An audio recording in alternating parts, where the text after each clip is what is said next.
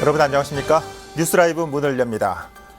내일부터는 일주일에 석 장만 살 수 있는 공적 마스크를 10장씩 살 수 있게 됩니다. 서울시의 완화 조치에 따라 문을 연 유흥업소에서는 확진자가 나타났습니다. 또한 건국대 학교가 대학 중 처음으로 사실상 코로나 등록금 감액을 결정했습니다.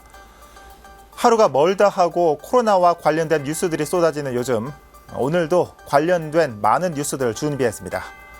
6월 17일 뉴스라이브 지금부터 시작합니다. 오늘의 헤드라인입니다. 강남의 한 유흥업소 종업원과 강동구에 거주하는 교사가 확진 판정을 받는 등 수도권을 중심으로 감염이 늘고 있습니다. 코로나19 장기전을 준비하는 지자체들이 늘고 있습니다. 마포구는 의료진과 민원인의 동선이 분리된 선별진료소 운영에 들어갔습니다. 지지부진했던 위례신사선 사업이 본격화되면서 역사신설 요구가 빗발치고 있습니다. 최근 3전역 추가 신설 요구도 등장했습니다. 신촌 도시재생 사업이 시작된 지 5년이 흘렀습니다. 청년과 문화를 기치로 내세운 신촌 도시재생 사업의 명과 암을 집중 취재 와디슈에서 진단합니다.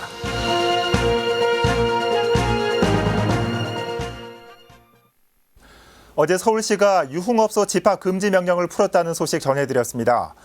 하루가 채 지나지 않아 강남 역삼동의 유흥업소에서 확진자가 나왔습니다.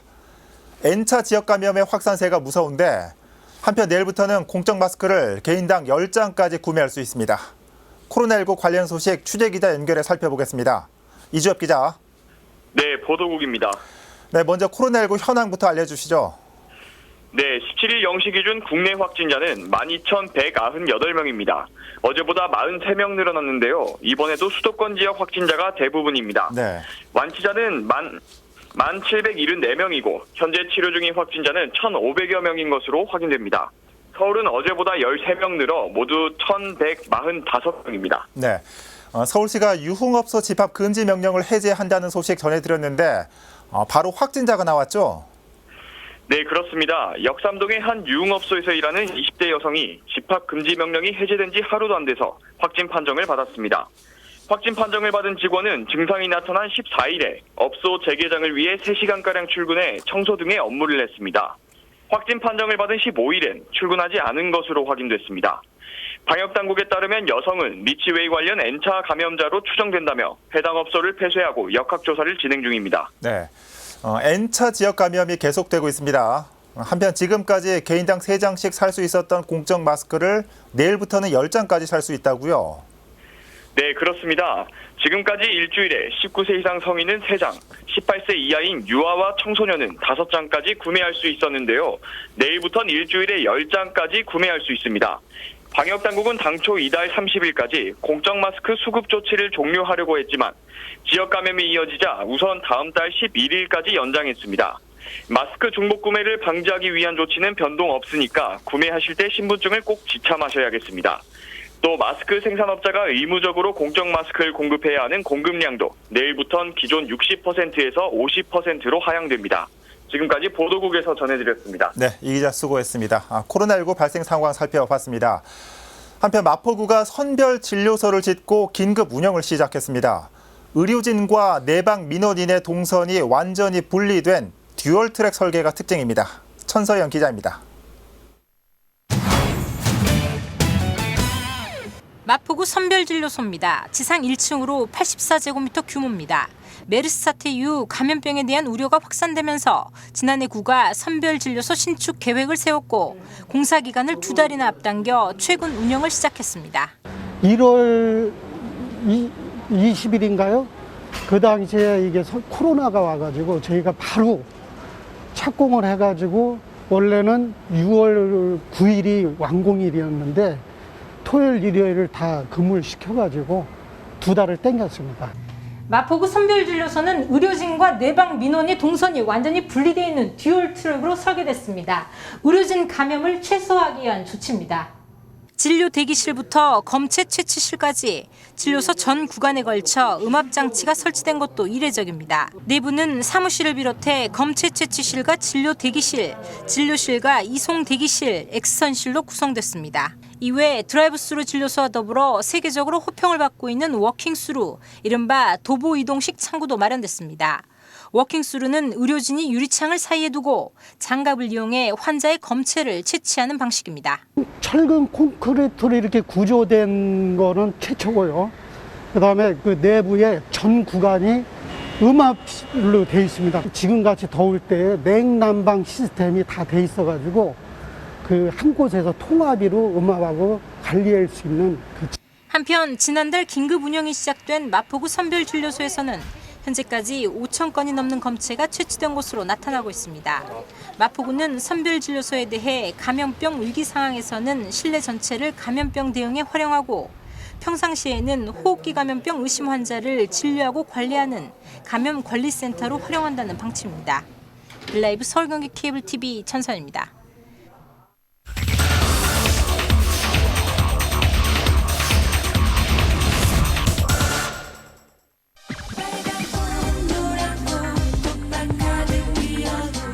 신촌 지역은 청년 문화의 중심지였고요. 대학촌을 기반으로 해서 새로운 문물들이 수용되고 그다음에 확산되는 그런 산실의 역할을 했었습니다.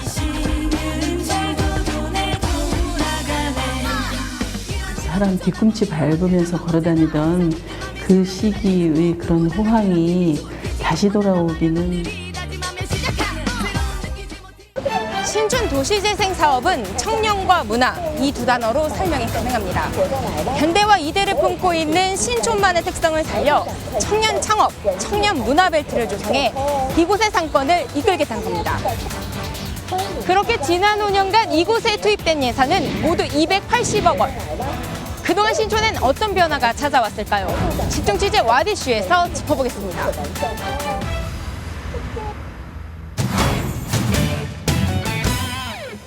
문석진 서대문구청장이 그리는 신촌엔 청년 벤처밸리가 자리 잡고 있습니다. 신촌에 오래된 모텔을 매입해 청년 사업가들을 입주시킨 창업금터가 그 시작입니다. 현재 2호점까지 확장된 창업금터엔 20개 업체가 입주해 사업을 펼치고 있습니다. 창업금터를 중심으로 청년 공공임대주택과 예비 창업가를 육성하기 위한 창업센터도 들어섭니다. 신촌 일대를 청년 벤처밸리로 만들겠다는 것. 이것이 신촌 도시재생 사업의 핵심입니다. 연세대학교의 캠퍼스타운 그리고 신촌 어린이집을 다시 새롭게 만드는 창업공간 이렇게 이쪽을 밀집화시키면 저는 청년의 창업밸리 그러면서 동시에 전체적으로 신촌 도시재생의 그림들이 완성이 된다고 생각합니다. 이를 위해 서대문구는 도시재생 사업 예산으로 청년들을 위한 공간 확보에 집중했습니다. 가장 먼저 연세대 앞 지하보도에 예비 창업자들을 위한 창작 놀이센터가 조성됐습니다. 이어 청년 예술인들의 공연을 볼 수 있는 신촌문화발전소와 청년 문화인들의 회의 공간인 파랑고래까지 하나둘 신촌을 채웠습니다. 신촌의 청년들이 찾을 수 있는 공간을 만들고 이를 활성화시키면 덩달아 지역 상권도 활기를 띨 것이라는 이야기입니다. 상권 활성화라고 하는 측면도 문화가 바탕이 돼야지 문화가 바탕되지 않고서는 신촌의 특성을 살릴 수 없다. 이 모든 문화 공간들이 문화와 창업을 뒷받침해주는 중요한 공간이 될 거라고. 그렇다면 신촌 도시재생을 이끌어갈 해당 시설들이 현재는 어떻게 운영되고 있을까? 구청이 제출한 지난해 이용률입니다. 창작 놀이센터의 경우 지난해 이용자는 2,857명. 한 달에 한 번 있는 휴관일을 빼고 계산하면 하루 이용객은 10명 정도입니다. 또 건립비 17억 원이 든 신촌문화발전소는 연간 운영비로 5억 9천만 원이 투입되고 있습니다. 그러나 하루 평균 이용자는 30명 수준. 저조한 이용률은 해당 시설의 필요성까지 의문을 품게 하는 상황입니다.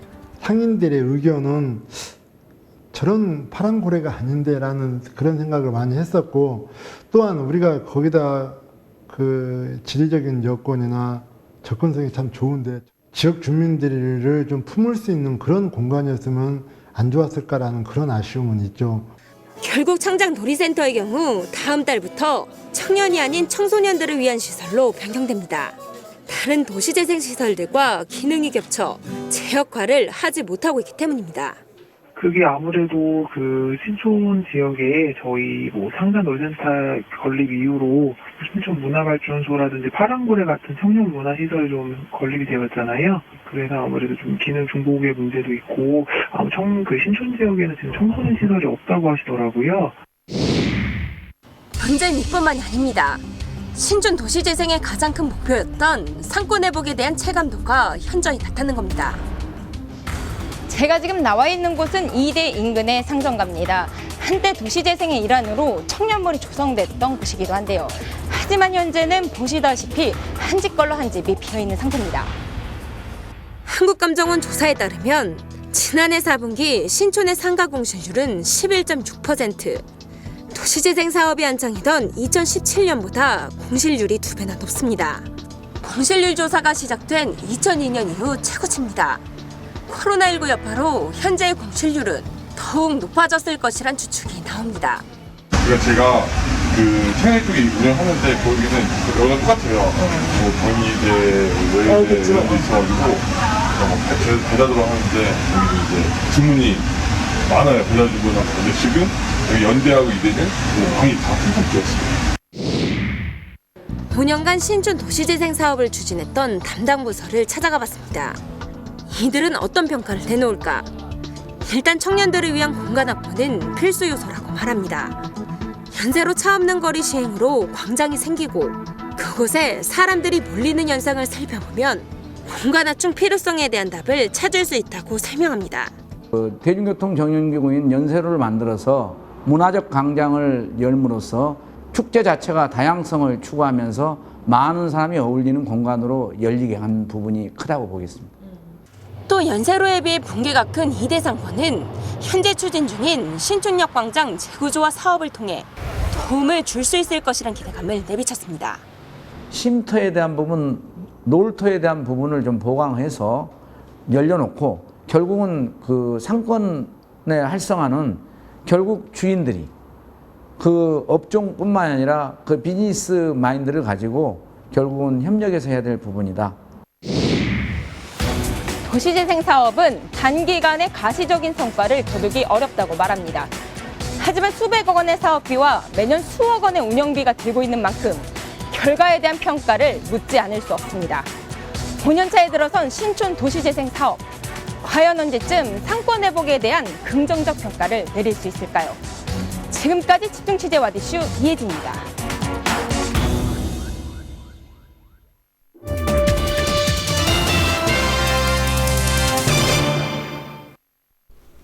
지지부진했던 지하철 위례 신사선 사업이 올해 초 사업자가 재선정되면서 본격화됐습니다.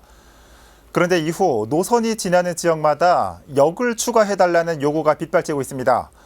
이런 가운데 서울시의회 시정질문에서 가칭 3전역 신설 요구가 공식화됐습니다. 엄정규 기자입니다.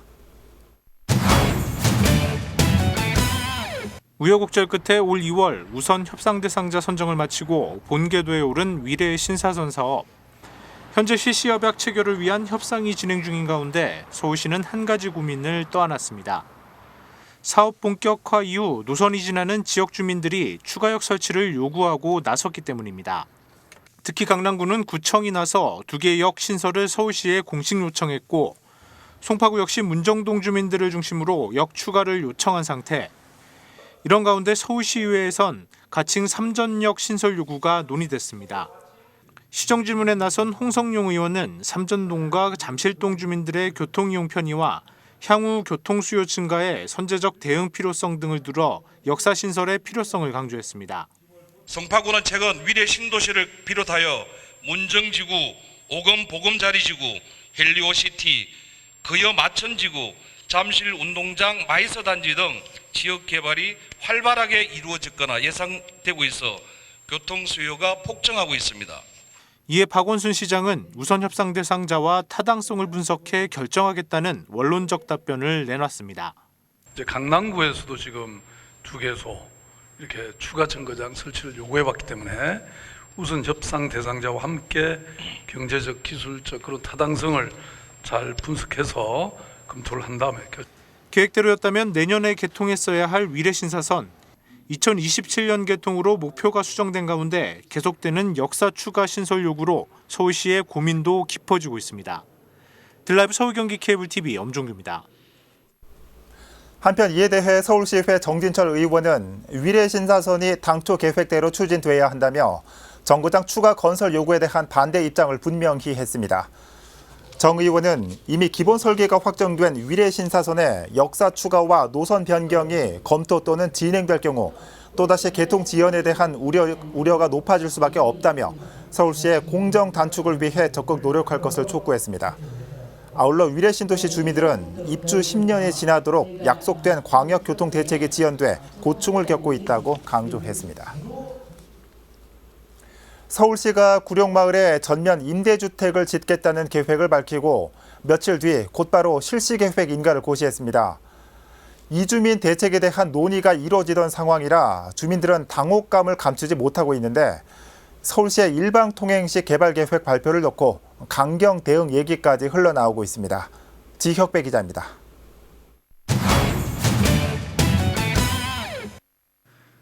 서울시는 지난 7일 보도자료를 통해 구룡마을 실시계획 인가 고시 계획과 함께 4,000세대 공공임대주택 조성 방안을 들고 나왔습니다. 지난 1월까지 토지 보상과 이주 문제를 놓고 주민협의회와 논의를 이어오던 터라 주민들로선 서울시의 발표가 황당하기까지 합니다.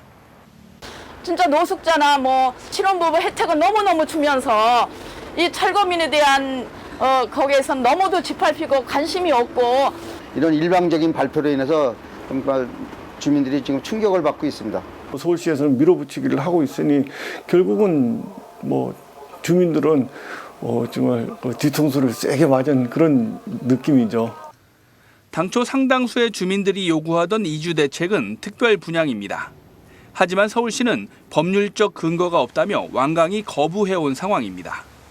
서울시와 SH공사, 강남구와 주민협의회가 협의를 벌이면서 외부 전문가 자문을 통해 임대 후 분양 문제까지 논의되기도 했지만 올해 들어 지난 1월 회의가 한 차례 열린 이후엔 이렇다 할 소통이 없었던 것도 반발 이유 가운데 하나입니다. 그러니까 여기는 우린 내 집이니까 내 집에 대한 원주민에 대한 대우를 해달라. 일부에선 이주 대책의 하나로 민간 개발을 주장하는 목소리도 나오고 있습니다. 주민들한테 조성원가를 줘라. 그럼 우리는 지역주택조합을 만들어서 우리 주민들이 직접 지어서 입주하는 방법으로. 서울시의 임대 공급 정책에 찬성하는 부류도 있지만 일부 주민들은 서울시의 일방통행식 행정에 강경 대응하자는 주장입니다. 여기에서 일어나는 모든 불상사는 서울시에서 모두 책임을 져야 될 것이라고. 강남구 역시 일반 분양 물량도 있다며 서울시의 발표를 보완하는 입장을 밝히기도 했습니다. 서울시가 일방적으로 한 4,000세대를 그냥 임대로 하자는 것은 아니었다고 봅니다. 그래서 우리 강남구가 좀 더 적극적으로 주민 편익에 서서 서울시는 구룡마을에 4,000세대 공공임대 공급 계획을 발표했지만 막상 지난 11일 실시계획 인가 고시에는 분양 1,729세대, 임대는 1,107세대로 발표하면서 혼란을 더욱 부추기고 있습니다. 딜라이브 서울경기 케이블TV 지역배입니다. 중랑구에 오래된 놀이터들이 새 단장을 마치고 개장했습니다. 아이들을 위한 다양한 놀이기구가 새로 배치됐고 보호자들을 위한 휴식 공간도 조성됐습니다. 현장에 김동은 기자가 다녀왔습니다. 중랑구 꽃피울 어린이공원, 노후됐던 놀이터가 새 옷으로 갈아입었습니다. 낡은 바닥은 안전한 탄성 포장으로 덮였고 아이들의 상상력과 성장 발달에 도움을 줄 수 있는 다양한 형태의 놀이기구가 설치됐습니다. 또 앉은 벽과 퍼글러를 배치해 보호자를 위한 휴식 공간도 따로 조성했습니다. 철봉이랑 타는 거랑 시소 같은 것도 생기고 바닥도 너무 푹신해서 좋아요. 많이 좋아졌어요. 여기요. 이쁘게 잘 해놨다고 너무 좋아요. 최근 중랑구가 지역 내 노후 놀이터 4곳에 새 단장을 마쳤습니다. 지난해 어린이공원 재정비 사업 특별교부금 12억 원을 확보했고 주민설명회에서 나온 의견을 수렴해 설계에 반영했습니다. 구는 앞으로도 안전성을 강화한 놀이활동 중심의 놀이터 조성을 이어나갈 계획입니다. 구름글린공원 어린이 놀이터가 지금 서울시 창의 어린이 놀이터 사업에 선정되어서 정비 예정이고요. 묵동에 있는 소망 어린이 공원은 2021년에 도시재생 사업의 일환으로 또 새롭게 조성될 예정입니다. 코로나19 여파로 야외 활동이 어려운 요즘 동네 속 달라진 놀이터가 아이들을 기다리고 있습니다. 딜라이브 서울경기 케이블TV 김동훈입니다. 구로구가 기업은 고용을 유지하고 자치단체는 기업을 지원하는 내용의 해고 없는 도시를 선언했습니다. 구는 최근 한국디지털단지기업인연합회와 서울디지털산업단지 경영자협의회, 민주노총 서울본부 남부지구협의회 등과 함께 상생선언식을 가졌습니다. 이를 통해 구로구는 해고 없는 도시 참여기업에 대해 두루누리 사회보험료와 고용유지지원금 중 사업자 부담금을 6개월간 전액 지원하고 지방세 납부 유예와 저명로 감면 등의 혜택을 제공할 예정입니다. 구 관계자는 코로나19로 어려운 상황이지만 고용 유지를 통한 지역경제 활성화를 위해 사업주들의 적극적인 참여를 부탁했습니다. 중구는 주민주도형 동정부를 만들기 위한 발판을 마련하기 위해 사회적 경제 아카데미를 운영합니다. 아카데미는 오는 23일부터 25일, 30일부터 다음 달 2일까지 각각 3일간 2기로 나눠 충무아트센터 컨벤션홀에서 열립니다. 첫 강의는 서양호 중구청장이 주민 역량 강화를 주제로, 두 번째 강의는 서울시 사회적 경제지원센터 유리 팀장이 중구 사회혁신을 말하다라는 주제로 강의하게 됩니다. 구는 사회적 경제 아카데미를 통해 사회적 경제 조직으로 발전 가능성이 큰 마을기업과 사회적 협동조합을 발굴하는 내일같이 챌린지도 함께 진행할 계획입니다. 강동구가 희망 내일키움 통장 가입자를 모집합니다. 희망 내일키움 통장은 일을 하면서 3년간 매월 일정 금액을 저축하면 만기일에 저축금액과 정부 지원금을 함께 받을 수 있는 적금 통장입니다. 희망 내일키움 통장에 가입할 수 있는 사람은 주거, 의료급여 등을 받는 차상위 계층과 만 15세에서 39세 사이의 생계급여 수급자로 대상자의 조건에 따라 매월 약 30만 원에서 최대 50만 원까지 정부 지원금을 받을 수 있습니다. 자세한 내용은 거주지 동주민센터와 강동구청 사회복지과로 문의하면 됩니다.